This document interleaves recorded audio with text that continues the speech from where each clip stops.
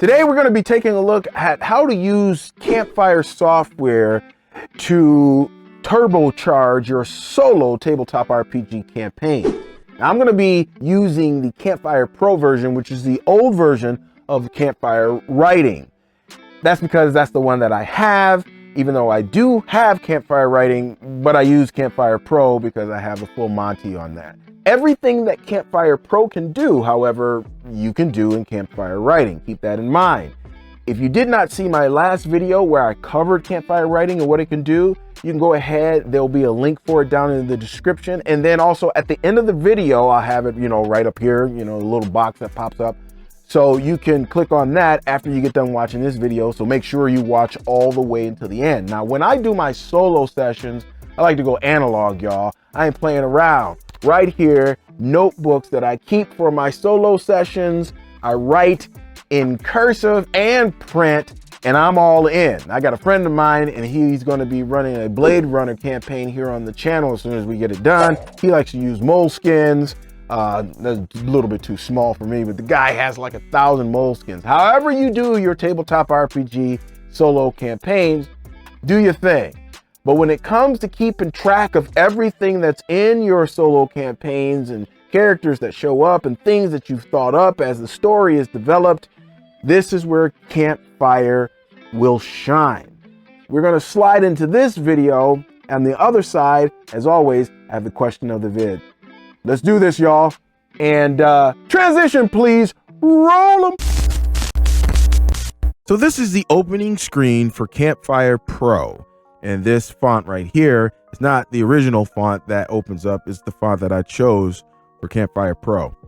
Here you have two options, and this will be the only two things that you can do. You can do a new story, or you can open up an old story or one that you're working on, a project that you're working on. And we're going to open up the solo RPG project for Helix Brown. So let's do that. There we go. And I'm going to make this bigger so we can see a little bit of everything. Okay, here I have the name of this called Proofer. So Proofer is the name of this. It's a cross-genre, modern adventure, supernatural campaign by yours truly. And down here is supposed to be like a teaser. It says here this panel contains a one-sentence summary and one-sentence teaser. You can leave it blank or you can do whatever, but I do like doing my teasers. You should be able to encapsulate what you're going through in like one good sentence, and you can tell other people about what you're going through as far as your campaign. So these are the solo escapades of Helix Brown. Not all myths are fiction. That's what he deals with, y'all. That's the whole adventure supernatural thing. So I got some notes down here about it and what I'm going to do with Proofer. So the plan is this is supposed to be for world building purposes. The actual story that's kept in my notebook, and it's also going to be at the RPG Elite HQ for members. So it's only going to be accessible for RPG Elite members. And then eventually we're going to turn this bad boy into a novel, God willing. Go over here to a synopsis. It's kind of like a one-sentence synopsis. Maybe you can go a little bit longer than that, but you're not supposed to write a full story about this. I mean, this is just just getting you the meat and potatoes of what you're going to be doing here in Campfire for this particular project. The image in the back is something that you can customize. This is an image that I uploaded for this, and you can customize it pretty much for all the sections that you're going through here. And I'll show you what I'm talking about as we go through it. But let's go through the first thing, which is characters. Here are your characters. You just go through everything with the menu up at the top, normal menu that everybody knows. This is Helix Brown. And this is how deep, as an RPG Elite, this is how deep I get with it, y'all. We have a photo kind of screenshot of him in the COH. I always use it and kind of make up a look and then take a screenshot. But then I did an AI version, and as you can see, very similar. But I go a little bit further than that, and I assign an actor in my brain that I see as this story develops. I assigned someone that looked like him, and the actor that I assigned for this is Sam Claflin. And I don't know what that guy's been in. He has been in some movies that I've seen. I just don't know. And I don't know what they are off the top of my brain. But he has the look of Helix Brown. So I chose him. But you've got all the other information, like this is some basic info over here. You got some physical details over here. Even though we have a illustration and a photo and an actor, we needed some other details that you might not quite see or know just from looking at them. And then we have some other personal details that you probably would not fit on your character sheet. Going deep, and I'm gonna have to do a video on how you go real deep with your characters so you can really immerse yourself during your sessions and then add to that as your sessions move on. Down here you got all the rest of the stuff, the traits, the backstory, the powers, and the gifts. Now this, again, this right here in terms of the font, this is something that's on my computer. This is something that you can do in Campfire Pro, and that's what I love about this. And I love this because it's kind of similar to the font that of the Cypher system. So I kind of was going in that direction there. So that's what I do, getting deep into it. And I got a couple other characters, Hilaria Edwards, and I do this in the order that they show up in my solo campaign. So I've got an illustration here, which makes her look a lot older than what I really want her to look, but the assigned actress is CCH Pounder. Let me go ahead and do this. CCH Pounder. Love me some CCH Pounder. I love this woman's acting. I love how she comes off her. I like her. Been following her since X-Files years and years and years ago. Next is Sabrina Coakley, who is the librarian of the Safeguard. Look at this, y'all. Look at this. And I did this after the fact, right? So I did not do, let me go ahead and do this again. I did not do, like, I didn't go say, do this, and then I created this. I didn't create this. This is a different AI illustration. I picked it up. This is what I thought that she looked like. And then I had an actress in my head, and I just looked for her, and look at that, man. She looks like her, but you think that's something. We've got Susan Bartley. She is a waitress at the Bean House. Will you look at this? The actress is Sophia Lillis. She was in It. That's the major one that I know, the remake of it. Look at this, man. Will you look at this? She looks just like her. It's crazy. I love it.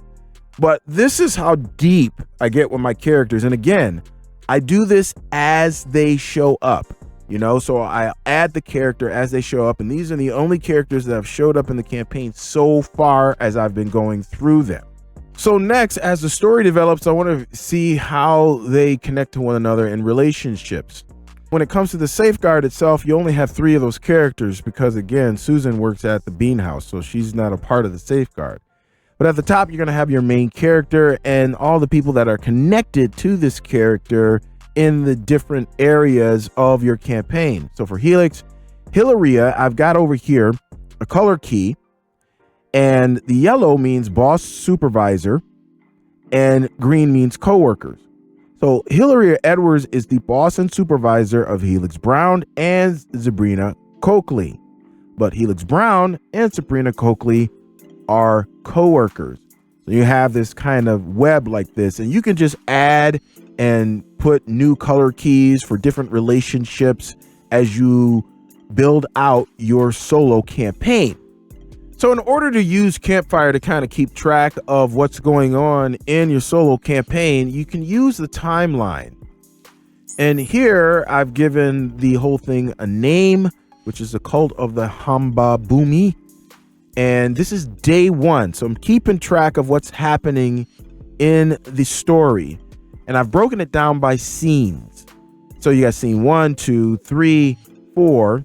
And when you hover over this, you have these pictures and everything that you can see what's happening in terms of a picture of the location or the main thing that that scene may be about.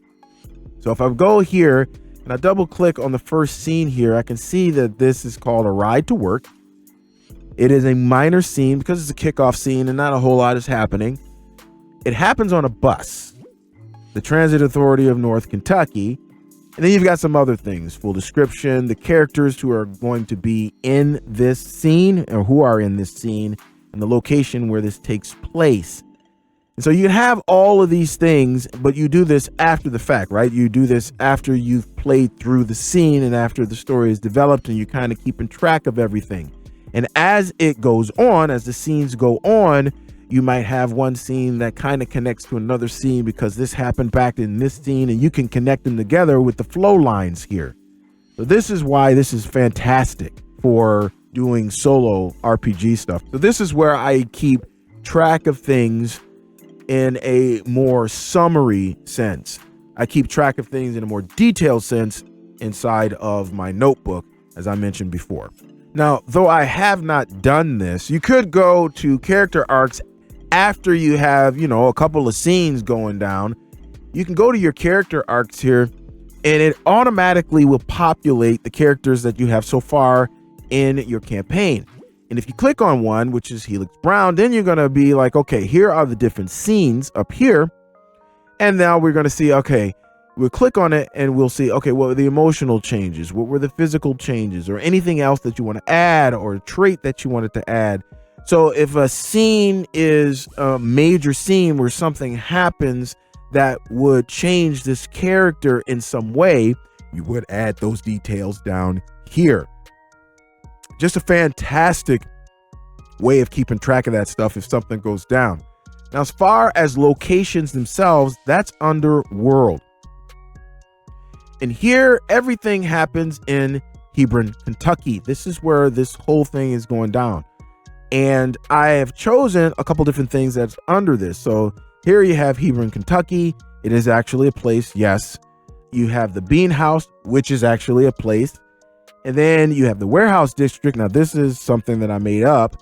And then you have the hospital, which is actually a place. So these are different locations that you can keep track of in your campaign also. But you also have the safeguard itself. I have Hillary's office because that shows up as a location. I have the analysis lab that shows up, and I have the library of the safeguard. So these are all places that are inside of the safeguard. You can keep track of all of these things. And as you can see, the world is growing, and I've only had 5 scenes. And I'm in the middle of scene 5 right now. And this can get deep, y'all. You can get really immersed in your campaign. Now, if you have some more information and you want to write some articles on different things inside of your campaign, you can go to the Encyclopedia and you can add some entries. Like I added an entry for the Bean House here, but probably going to delete that because all that information is on the location thing. But inside the warehouse itself, now that one will probably stay here, and I'll probably write a full article on it. But you can do that for your campaign. And if you have the complete world building pack, then you can break it down with species and cultures and languages and religions and things like that. Now, for me, I do have one. It's an item. There's one item. It's called the Hamba Boomi document. And so I went ahead and I put it in here because, this matters here. And so this is an ancient Malaysian document, and you have it down here. It just looks dope. I'm just digging this. And I add this again after I've played through a session. Then I start getting all these little details and everything down and kind of translating it from my notebook. Now I need to show you something back in the timeline. So you see that this is an item here. This is a major item. And we go back to our timeline and we look at the message from the past. If we click on this, and you can see this Hambi Bumai document is here. And right here, it says objects. And it says Hambi Bumai document, this kind of strange artifact left on Hillary's doorstep. So again, if you want to get in on the story, then you have to become a member. But if you click on that, it's going to give you more information and go back to this item right here. So it's interlinked with a whole bunch of different things. You can interlink everything to know, oh, okay, it was this. Oh, it's this. Because listen, as your campaign grows, you're going to be kind of losing track of, oh, what happened here? And having to go back and read everything is kind of like, you forget. So what happens is that you could just link to different things and go back and be like, oh, that's what that was about. I remember now. Okay. So you can really begin to, like I said, I've only played through let's say 4.5 scenes, because I'm on scene 5 right now. And we've got all of this already, and there's other characters that are about to be added to this. I don't know what their names are or anything like that. Again, I'm playing through it right now, but Campfire Pro is excellent for keeping track of all of that stuff. You got to grab the new version, Campfire Writing. Now, don't get it twisted, y'all. I'm not just doing this video because I have some kind of special deal with Campfire, because I don't. I'm doing it because it's the best piece of software out there, and I've tried others. I've tried Obsidian Portal. I've tried Kanka. I've tried World Anvil, and I've tried others. But Campfire, in my opinion, beats them all. You can use Campfire for your solo tabletop RPG campaign, which is what we just went over. You can use it as a player when you're going through and keeping track of all of your characters and all the little details in the campaigns that you are in. You can keep track of that in Campfire. You can use it obviously as a GM and build up your whole world if you're doing that stuff from scratch. Or here's one, you can use it as a tabletop RPG designer and do all of your world building and lore inside of Campfire. So it's the bee's knees as far as I'm concerned when it comes to software that you can use for your tabletop RPG campaigns and world building and keeping track of all of those little details. Now, if you've got any value out of this video today, which I am praying that you did, you got a little something out of it. If you did, go ahead, do a brother a solid and crush the like button. Also, if you want to stick around, I come out with videos every Tuesday and Friday, God willing. Let's get to the question of the vid. Now, I mentioned 4 different ways that you could use Campfire Writing, because Campfire Pro, again, is not around anymore.